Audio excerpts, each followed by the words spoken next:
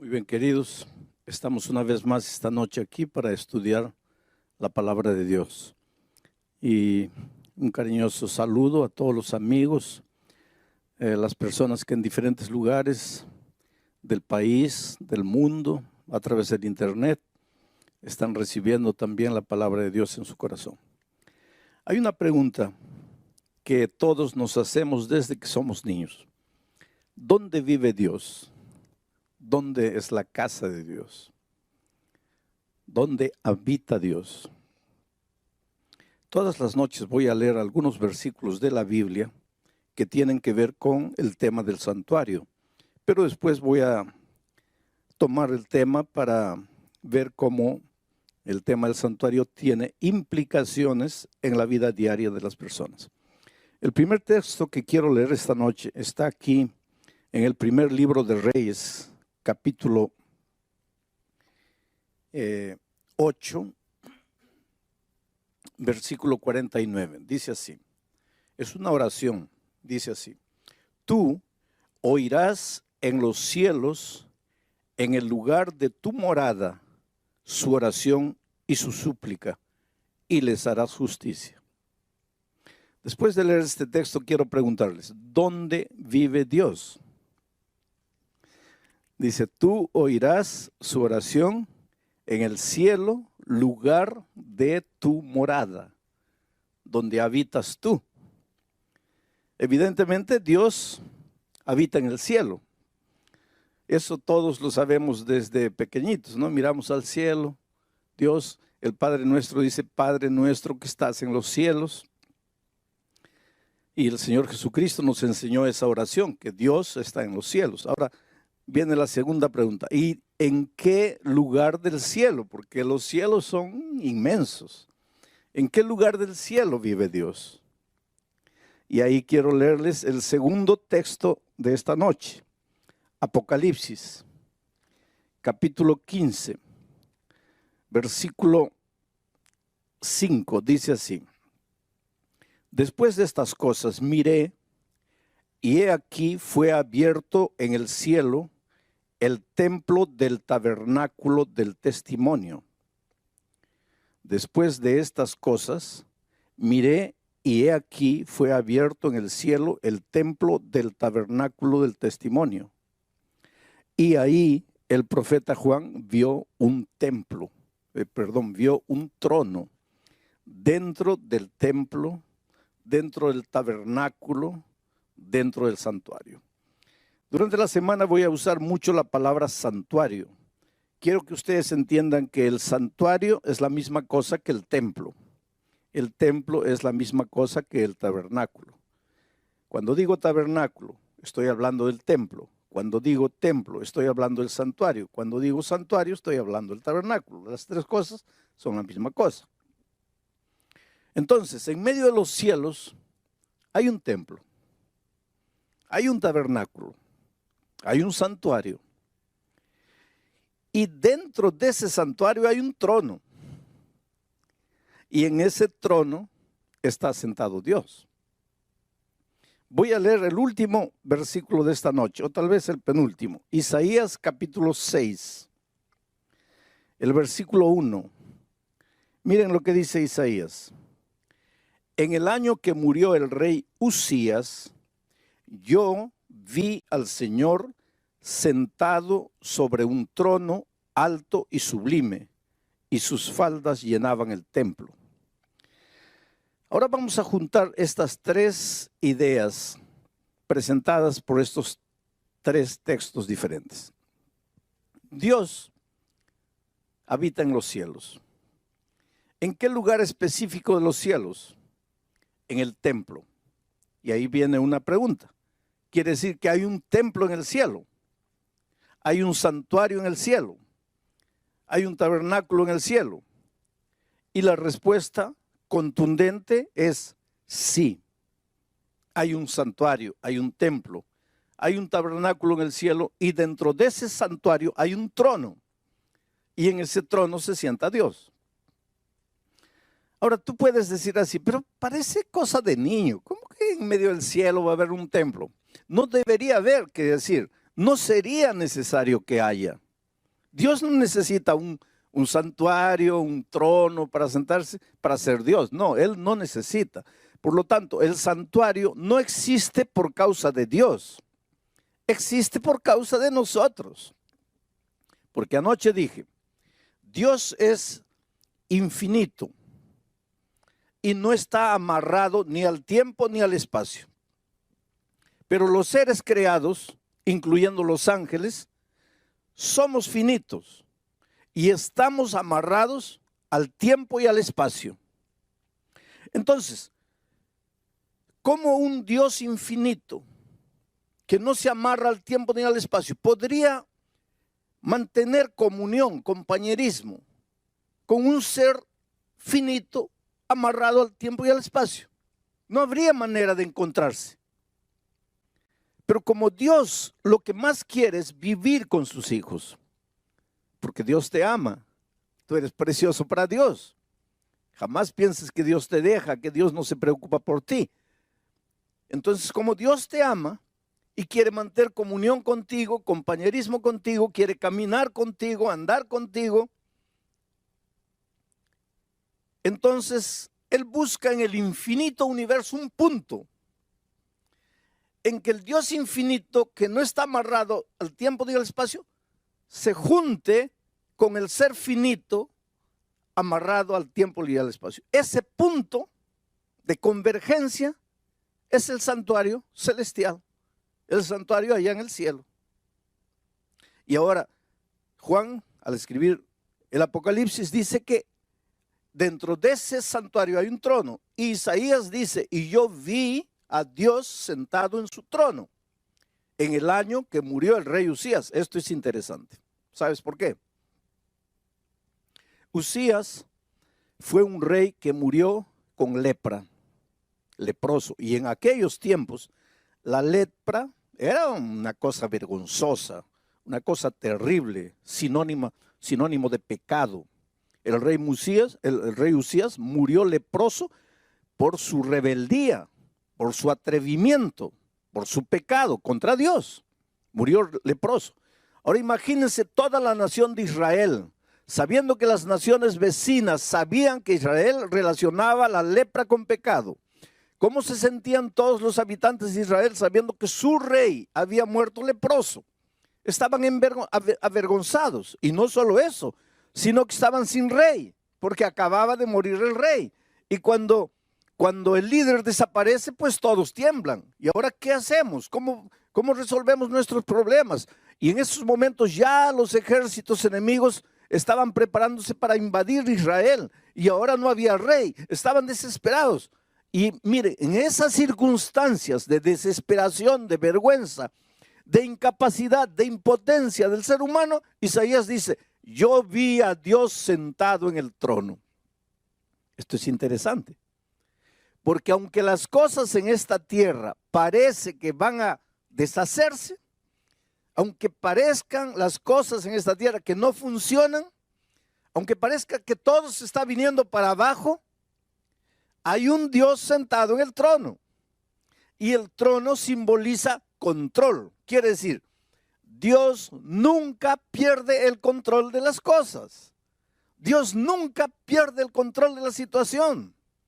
Para ti, desde el punto de vista humano, puede ser, mi hogar ya no tiene salida, está todo acabado, está todo perdido. Y nosotros los seres humanos constantemente usamos esa expresión, ahora ya está todo perdido, ahora ya está todo acabado. Y muchas veces pensamos que la única salida es la muerte. O entonces la única salida es huir, escaparse, correr, esconderse. Pero cuando en alguna circunstancia de tu vida, en la vida financiera, en la vida profesional, en la vida familiar, donde sea, en algún momento de tu vida, tú sientas como que estás perdiendo el control de la situación, tú sientas como que las cosas se te vienen abajo, tú sientas como que no hay solución para nada, recuérdate que Dios siempre está en el trono. Dios siempre está en el control de las cosas. Por lo menos, por lo tanto, no te desesperes. Querido, si en este momento tú estás viviendo ahí, el momento más terrible de tu vida, no ves luz, no ves salida, todo es oscuridad, y por casualidad o porque un amigo te invitó, prendiste la televisión o prendiste el internet y en este momento la palabra de Dios está llegando, pero tú estás escuchando y casi no entiendes nada porque solo estás pensando en tu drama, en la situación terrible que parece que no tiene solución. Recuérdate, para ti todas las cosas pueden estar confusas aquí en la tierra, pero hay un Dios en el cielo que tiene el control de las cosas y ese Dios es tu Padre. Y ese Dios te ama y para ese Dios tú eres importante y Él no va a dejar que las cosas te destruyan en esta tierra. Solo tienes que levantar los ojos al cielo. Solo tienes que reconocer que hay un Dios en los cielos. Porque hay una cosa interesante con nosotros los hombres. Cuando todo va bien, no miramos al cielo. Mi padre durante 34 años recibió la palabra de Dios, y siempre dijo, no, no, no, y fue esquivando, hasta que un día un cáncer tocó su vida. Y en el dolor, en la enfermedad, abrió el corazón a Jesús y se entregó a Él. Yo tuve la bendición, la alegría de bautizar a mi propio padre. Antes de su bautismo, él me dijo una cosa impresionante.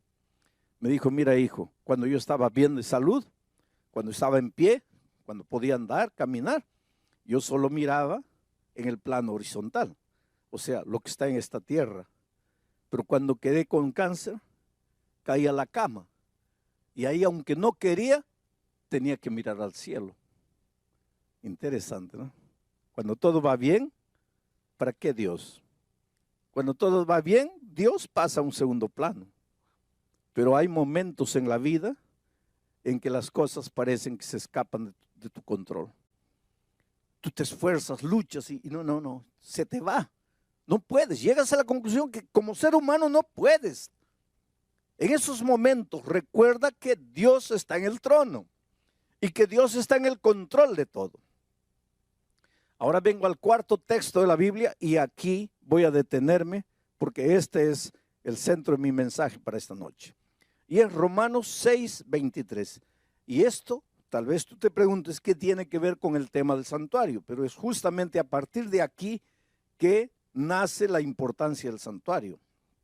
Romanos capítulo 6, versículo 23. Dice así, porque la paga del pecado es la muerte, mas la dádiva de Dios es vida eterna en Cristo Jesús, Señor nuestro. Hay muchos pensamientos en este texto. Yo me voy a detener en un solo pensamiento. Mira, porque la paga del pecado. Primer pensamiento que podríamos analizar, ¿qué es el pecado? Y anoche ya lo dijimos. La gente confunde pecado con acto pecaminoso. Acto pecaminoso es robar, matar, mentir, codiciar. Esos son actos pecaminosos. Los actos pecaminosos aparecen en la vida de un ser humano porque está en pecado. ¿Y qué es pecado?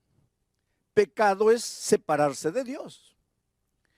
Todo lo que necesitas para ser un pecador es separarte de Dios. Separarte de Jesús, que es la justicia. Y cuando te separas de la justicia, ya caes en el terreno de la injusticia. Ya estás en el pecado.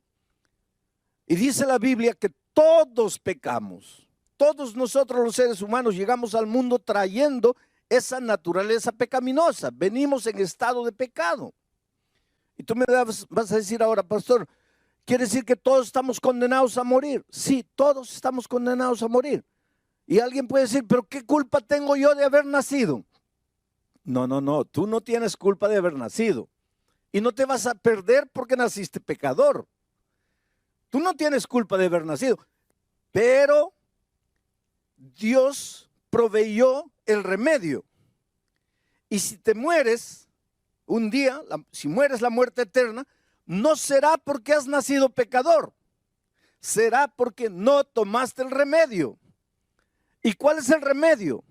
El remedio está en el santuario. Y vamos a entrar durante esta semana al santuario para encontrar el remedio para el problema del pecado. Bueno, vamos al texto de Pablo. Dice, porque la paga del pecado es la muerte. Muerte, pecado, muerte. El pecado te lleva a la muerte. Muerte y pecado son prácticamente la misma cosa. La paga del pecado es la muerte. Pero la dádiva de Dios es vida eterna. Dios vida. Pecado, muerte. Dios vida. Y esa vida la tenemos en Cristo Jesús. Y no es Cristo Jesús, punto, sino en Cristo Jesús, Señor nuestro. Ese es el asunto y ahí vamos a concentrarnos esta noche para entender la importancia del tema del santuario que vamos a ir trabajando durante la semana. Mucha gente tiene una idea equivocada de la muerte como paga del pecado. Tal vez porque nosotros tenemos una frase que dice así: el que la hace la paga. Entonces de ahí, de esa frase, el que la hace la paga, en nuestra mente surge: si peco, Dios me mata. Si peco, Dios me da la muerte. Si peco, Dios me castiga con la muerte, porque el que la hace, la paga. Y ahora viene Pablo y dice, porque la paga del pecado es la muerte. Entonces mucha gente vive con miedo de Dios. Y mucha gente vive con miedo de pecar. Porque dice, si peco, muero, porque el que la hace, la paga. Si desobedezco, muero, porque la paga del pecado es la muerte. Pero no tienen una idea correcta de Dios. Entonces mucha gente piensa así: Dios es un Dios que está allá, y ahora yo dije que está sentado en su trono. Entonces mucha gente piensa: Dios está sentado en su trono con la muerte en la mano. A ver, ¿quién peca allá en la tierra? Al que pecó, muerte. Pecó, muerte. Se equivocó, muerte. Porque la paga del pecado es la muerte. Pero eso no es verdad. En primer lugar, hay que entender que Pablo no hablaba español. Pablo hablaba griego.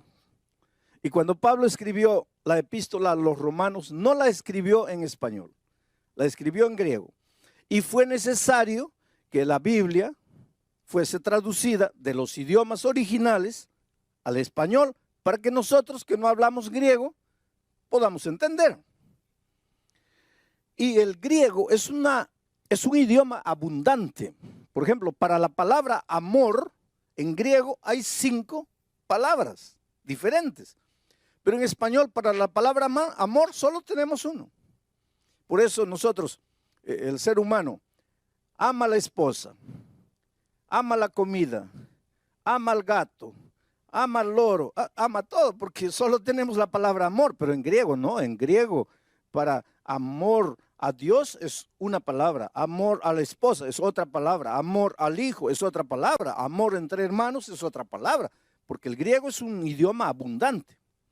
Entonces, mira, esta palabra, porque la paga del pecado es la muerte, podría ser traducida como, porque el resultado del pecado es la muerte. O como, porque la consecuencia del pecado es la muerte.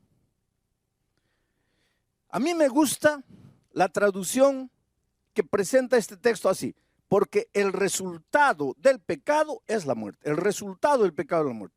Porque si tú piensas así, porque la paga del pecado es la muerte, ¿qué vas a pensar? Que la muerte es un castigo divino. Pero si tú ves el texto como el resultado del pecado, la muerte, no tiene nada que ver Dios con la muerte. Y ahora quiero que entiendas una cosa. Mira, Dios es vida. Dios no es muerte. Jesucristo dijo: yo soy el camino, la verdad y la vida. Jesús es la vida.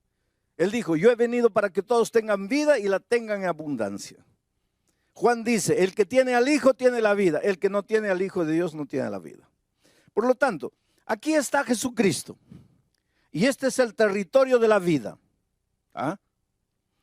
Aquí del otro lado está el Señor de la muerte, el enemigo de Jesús. Y aquí está el territorio de la muerte. Vida y muerte no pueden andar juntas. Porque ¿qué cosa es la muerte? La ausencia de la vida. ¿Y qué es la vida? La ausencia de la muerte. Donde hay muerte no hay vida. Si Cristo es vida, si Dios es vida, ¿cómo te va a dar la muerte? Para darte la muerte, Él tendría que tener muerte. Pero Él es Dios, vida. En la vida no hay muerte. ¿Cómo es que te va a dar la muerte? ¿cómo es que te va a castigar con la muerte? Porque para darte alguna cosa, Él tendría que tenerla. Pero Él es vida, Él no tiene muerte. Entonces, ¿qué es lo que está diciendo Pablo cuando dice, porque la consecuencia del pecado es la muerte? Porque el resultado del pecado es la muerte. Lo que él está diciendo es lo siguiente, que si tú estás en Cristo, estás en la vida, estás vivo, porque estás en el territorio de la vida, porque Cristo es vida. Pero si Jesús es la vida y yo me separo de Jesús, ¿de quién me estoy separando? De la vida. Y al separarme de la vida, estoy entrando al territorio de la muerte. Este es territorio de muerte. Mira, no muero, cuidado, no muero. Yo siempre digo, ojalá muriera. Porque si muriera, pues ya se acabó el dolor, se acabó el sufrimiento, se acabó la tristeza, se acabó la miseria, se acabó todo, porque el que muere ya no sabe nada. Los muertos no saben nada, dice Eclesiastés. Pero el asunto es que cuando me separo de Jesucristo, entro al territorio de la muerte, pero no muero, sigo respirando, sigo viviendo, sigo comiendo, sigo trabajando, sigo vendiendo, sigo entrando, sigo saliendo. Solo que la vida ya no es más vida. Porque para tener vida, solo en Cristo, porque Él es la vida. Me separo de Jesucristo, ya entro al territorio de la muerte. No dejo de respirar todavía. Aquí está el Señor de la muerte. Un día voy a recibir la muerte eterna. Pero es un camino largo, desde que me separo de Jesucristo hasta la muerte eterna. Es un camino largo que la Biblia le llama camino de condenación. Camino de condenación. En este camino voy muriendo lentamente. En este camino suceden dos cosas. Mira, la primera, el diablo te puede quitar todo. Te quita el matrimonio, tu matrimonio se deshace. Te quitan los hijos, los mete en las drogas, en los vicios, en la promiscuidad. Te quita la vida financiera, te hunde en las deudas. Y al hundirte en las deudas no sabes qué hacer de dinero, te metes a robar. Por lo tanto te quitan los valores, te quitan los principios. Vas muriendo. Este morir no es instantáneo. Es un morir, muriendo todos los días. Vas muriendo, muriendo, muriendo, muriendo. Hasta que llega un momento que dices, Dios mío, ¿para qué estoy en esta tierra? ¿Para qué vine al mundo? ¿Para qué estoy aquí? Mejor me muriera. Pues que estás en el territorio de la muerte. Esa es una de las cosas que te puede suceder en el territorio de la muerte. La otra cosa es que el diablo te puede dar todo. Te da dinero, te da poder, te da fama, te da una mansión, te da un auto nuevo, te da todo. Pero no te da paz, porque el diablo para darte paz tendría que tener paz y él no tiene paz. Entonces no te puede dar paz.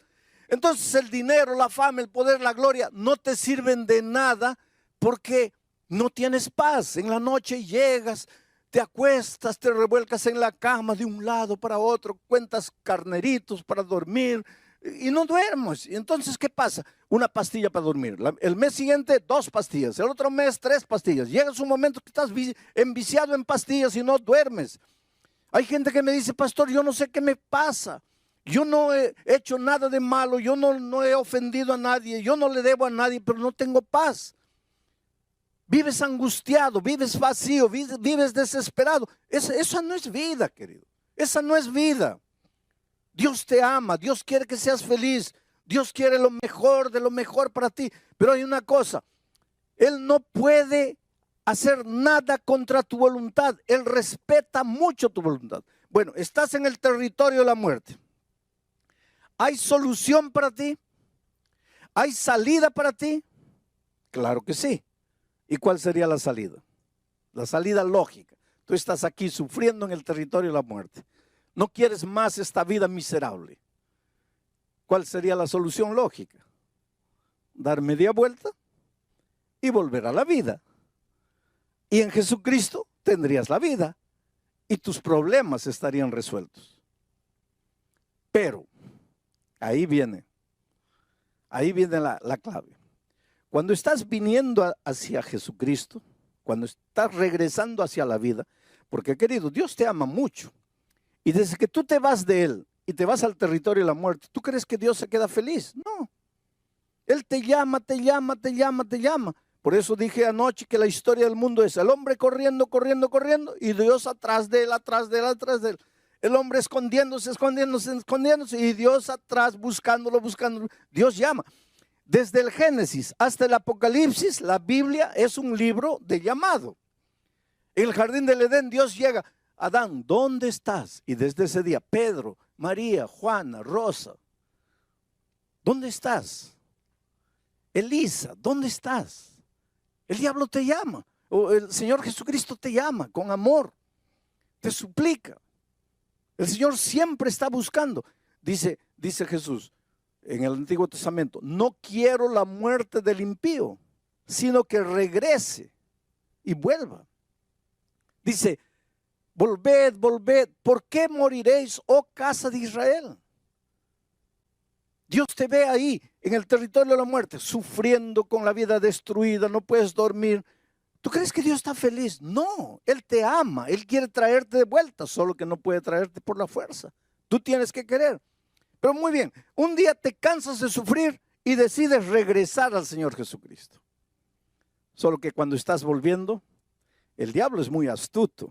Y te digo una cosa, mira. Hay mucha gente que tiene una idea equivocada del diablo. La primera cosa que te voy a decir, el diablo no es ateo. El diablo no es ateo, el diablo cree en Dios. Santiago dice que los demonios también creen y tiemblan. Por lo tanto, tú cuando lidias con el diablo, no pienses que estás lidiando con un ateo, porque el diablo no es ateo, el diablo cree en Dios. Segunda cosa, el diablo conoce muy bien la Biblia. Cuidado, cuidado, el diablo conoce muy bien la Biblia. Cuando Jesucristo estaba en el desierto, el diablo fue con la Biblia en la mano. Solo que el diablo no respeta la palabra de Dios. La usa, agarra un versículo de aquí, agarra otro versículo de aquí, le hace decir a la Biblia lo que la Biblia no dice. Entonces, cuidado, no todo el que tiene la Biblia en la mano está viniendo en nombre de Dios. Porque el diablo vino con la Biblia en la mano, pero no estaba viniendo en nombre de Dios. El diablo es bíblico, conoce la Biblia. Y como conoce la Biblia, cuando tú estás regresando al Señor Jesucristo, el diablo le dice a Jesús, prácticamente, voy a tratar de decirlo así para que ustedes entiendan. Hey, Señor Jesucristo, ¿lo vas a recibir a este miserable pecador? ¿Lo vas a recibir de vuelta? Y Jesús dice, sí, claro. ¿Y por qué lo vas a recibir? Porque yo lo amo. Pero este no ha pecado, sí, ha pecado. ¿Se ha ido de ti? Sí. ¿Ha entrado al territorio de la muerte? Sí. ¿Y qué dice Romanos 6:23? Porque la paga del pecado es la muerte. ¿Y este pecó o no pecó? Sí. ¿Y? Si pecó, tiene que morir. Porque la paga del pecado es la muerte. Y ahora él está viniendo y tú lo vas a recibir de vuelta. No. Mira, si tú lo recibes de vuelta, quiere decir que tu palabra es mentira. Quiere decir que tu palabra no es eterna. Quiere decir que tú no cumples tu palabra. Por lo tanto, no lo puedes recibir de vuelta. Mira la situación en que nosotros colocamos a Dios. Porque Él te ama, querido. Él quiere traerte de vuelta. ¿Sabes que el Señor Jesucristo quiere entrar en tu vida y colocar en orden todo el desorden interior? Porque una de las cosas que el pecado hace es desordena el mundo interior. Desordena las emociones, los sentimientos. ¿Cómo puedes entender que un hombre que dice que ama a su esposa la golpea? ¿Cómo puedes? ¿Cómo puedes entender que un hombre que dice que ama a su hija abusa de ella? ¿Cómo puedes? ¿Cómo puedes entender que un hombre que dice que ama a su familia gasta el dinero en bebida, en vicios? ¿Cómo puedes? Es que cuando el pecado entra en tu vida, o cuando tú entras al territorio del pecado, cuando caes en la mano del enemigo de Dios, Él desordena tus sentimientos. Tú no te das cuenta de lo que estás haciendo, pero te estás destruyendo a ti y estás destruyendo a las personas que más amas. Entonces, el Señor quiere ordenar tu vida, quiere calmar tus sentimientos, quiere enseñarte el camino de la verdad, el camino de la felicidad.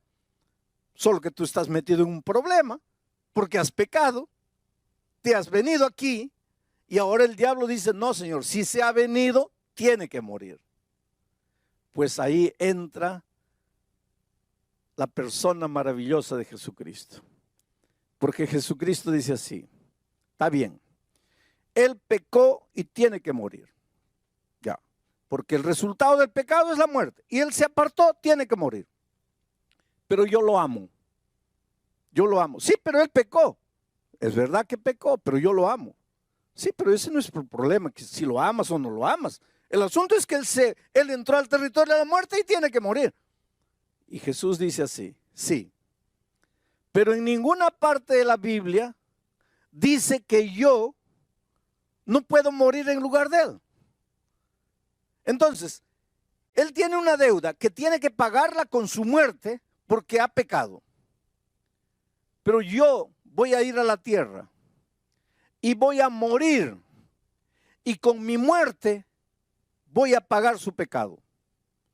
Y es eso lo que hizo el Señor Jesucristo. Vino a este mundo para morir por nosotros. Y hoy día, gracias a la muerte de Cristo, nosotros podemos recibir la vida eterna. Solo que este asunto de Cristo vino, murió por mí, es difícil de entender al ser humano. Y para que el ser humano entienda qué es lo que hizo Dios, mandó a los israelitas construir el santuario. Porque en el santuario el Señor fue explicándoles cómo es que se puede solucionar el problema del pecado. Cómo es que aunque el hombre murió, alguien puede morir en su lugar. Y el tema de mañana es impresionante. Porque ya comenzamos ahora a analizar el plan de salvación dentro del tema del santuario. Querido, el Espíritu de Dios sigue moviéndose hoy y llamando a las personas. Ahí donde estás, puedes creer que el Espíritu Santo está trabajando en tu corazón. Tú corres, corres, corres, el Espíritu te sigue, te sigue y te sigue. Mira, hay un joven llamado Patricio. Trabaja para una empresa de aviación grande aquí en América Latina. Ese muchacho nació y creció amando mucho al Señor Jesucristo, amando mucho a la Virgen María, amando mucho a sus padres, amando mucho la fe de sus padres, de sus abuelos, de sus bisabuelos. Pero un día se confrontó con la palabra de Dios. Y sabes, la vida del cristiano es crecimiento y es aprendizaje. Yo siempre digo, mira, si estás vivo, tienes que aprender. Los muertos no aprenden. Cuando yo encuentro una persona que no quiere aprender, yo pienso, esa persona está muerta y no se da cuenta que está muerta. Inclusive Juan, hablando en nombre del Señor Jesucristo a la iglesia, a las iglesias del Apocalipsis, les dice, tienes nombre de que vives, pero estás muerto. Una persona que no quiere aprender, una persona que se resiste a aprender, está muerta. Porque los vivos aprendemos. Ahora, no es fácil aprender. ¿Sabes por qué? Porque ¿qué cosa es aprender? Aprender es salir de lo que conoces y entrar al terreno que no conoces. Aprender es salir de la playa y nadar en aguas profundas. Y esto es doloroso, porque el ser humano inconscientemente tiene miedo de lo desconocido. Por eso es que hay mucha gente que no quiere aprender. Pero Patricio descubrió la palabra de Dios. Y en la palabra de Dios hay cosas que a veces tú nunca has descubierto. Y a medida que él comenzó a descubrir las verdades, comenzó a sufrir en su corazón con las verdades, porque no es fácil aprender y crecer. Él conoció a una persona a través del internet. Y esta chica, cuyo nombre no sé si tengo escrito aquí, no lo tengo. ¿Cómo te llamas? ¿Ah? Jessica. Jessica conoció a Patricio a través del internet, hace unos 4 años atrás, y comenzó a evangelizarlo a través del internet. ¿Qué quiere decir evangelizar? a hacerle conocer el Evangelio a través del Internet. Llegaron sermones míos grabados a las manos de Patricio. El Espíritu de Dios usó esos sermones para tocar el corazón de él. Mas los estudios que por Internet Jessica le daba, llegó un momento en que él sufría.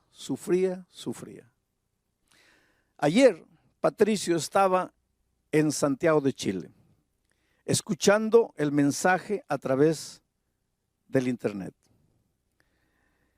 Después del mensaje, él asistió a las preguntas y respuestas de entrevistas que me hacen después del mensaje. Y en una de esas respuestas, o en una de esas preguntas me preguntaron, ¿cuál es el lugar de los sentimientos en la vida cristiana? Porque Patricio estaba sufriendo. Él decía, mi cabeza ya entendió el mensaje, pero es que mi corazón todavía no siente. Mi cabeza ya comprendió todo. Yo racionalmente sé que este es el camino que Dios quiere para mí, que yo debería bautizarme y nacer de nuevo, pero mi corazón no siente. Y anoche yo en la respuesta dije, mire, no le hagas mucho caso a tus sentimientos, porque después de la entrada del pecado al mundo, los sentimientos son a veces engañadores. Y esa fue la respuesta que Patricio necesitaba en su vida. ¿Sabes que Patricio tomó esta mañana el avión de Santiago de Chile y se vino para aquí a Lima? Y acaba de llegar. Y Patricio en este momento entra al tanque del bautismo para sellar su pacto de amor con Cristo. Para decirle, Señor Jesucristo, yo acepto tu amor, yo acepto lo que hiciste por mí en la cruz del Calvario. Yo me entrego aquí, a ti. Y ahí está Patricio. En este momento, Patricio, quiero que me mires así. Tu vida ha sido una vida de búsqueda. Eres un hombre sincero, eres un hombre honesto. Encontraste la palabra de Dios. Sufriste al principio con las verdades que descubrías. Pero tu honestidad, tu sinceridad te llevó a aceptar el mensaje. Hasta anoche habías aceptado todo racionalmente, pero tú dices, mi corazón no sentía. Sin embargo, Dios usó el programa de anoche para llegar a tu corazón y mostrarte que las decisiones no se toman necesariamente llevado por las emociones, sino por las convicciones que el Espíritu coloca en la mente de la persona. Y tomaste el avión y viniste aquí. En este momento tu corazón está alegre y triste. Alegre porque estás naciendo de nuevo. Medio triste porque yo sé que en el fondo hubieras querido que tu madre mirara tu bautismo. Pero tu madre todavía no tiene condiciones de entender lo que tú estás haciendo. Y tú, para ahorrar el sufrimiento, no le dijiste que estás aquí para bautizarte. Pero este es un día extraordinario. Toda tu vida pasada queda borrada. Y para que de aquí para adelante vivas una vida victoriosa en Cristo, por tu fe, el pastor Bill Quispe, como ministro del Evangelio, por el mandato divino, te bautiza en nombre del Padre, del Hijo y del Espíritu Santo. Amén.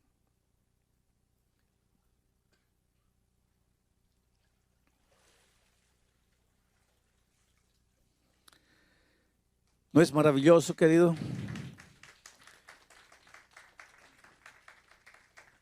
Qué escena linda, ¿no es cierto?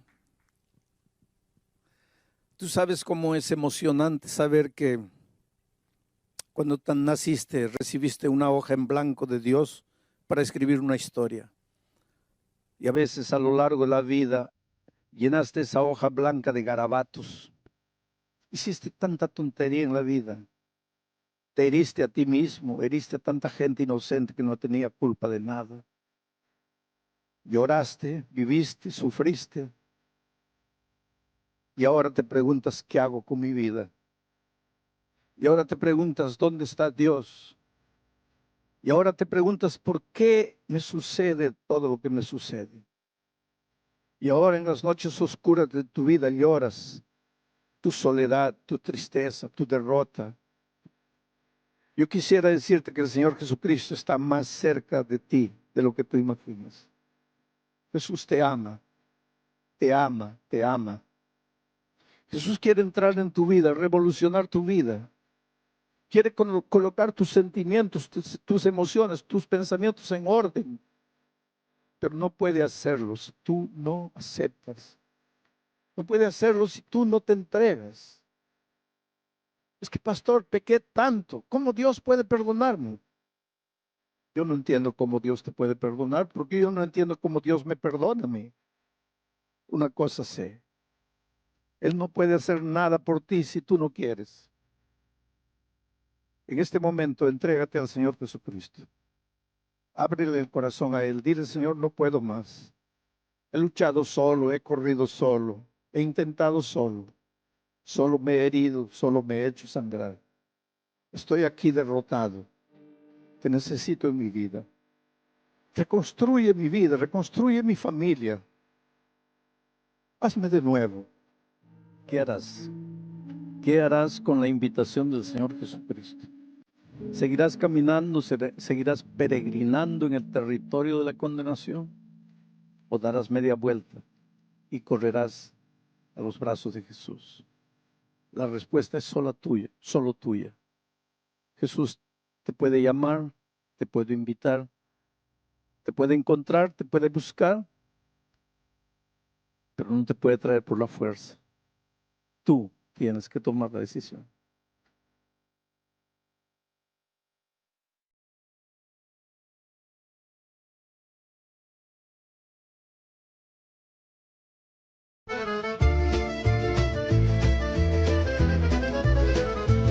Mi svegliai con freddo in da faccia, mentre Gaddina faccia festa in da strada.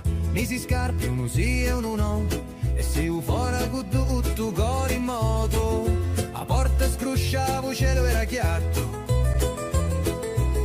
i femmini già parlano un tovatto. Un vicino mi dissi, oh cammini presto, ci rispondi no, cerco lo resto. Presto in un giorno che non voli pensare, ma voli campari, ridiri, scappari. E fuori a casa tutto era come prima, ma in l'aria c'era una gioia più fina. Un paese si muove come una canzone, ogni voce, ogni passo, ogni parola. Sogno figlio di sta terra sincera, e quando esci fuori mi sento intera. Fuori casa tutto canta, voci risate o profumo d'aranci. Non c'è regola, non c'è strada, si sente libero quando vai in ta chiazza. Fuori casa scatta vita, giorno ridiamente si sfila con una festa fatta pinnenti, ma resta in ta memoria sempre presenti. O picciriddu giocava con una rota, una signora impostava roba asciutta. O parrino passava con passi di seta e saluta con l'occhio con una risa discreta. O giorno si stigna come un lenzo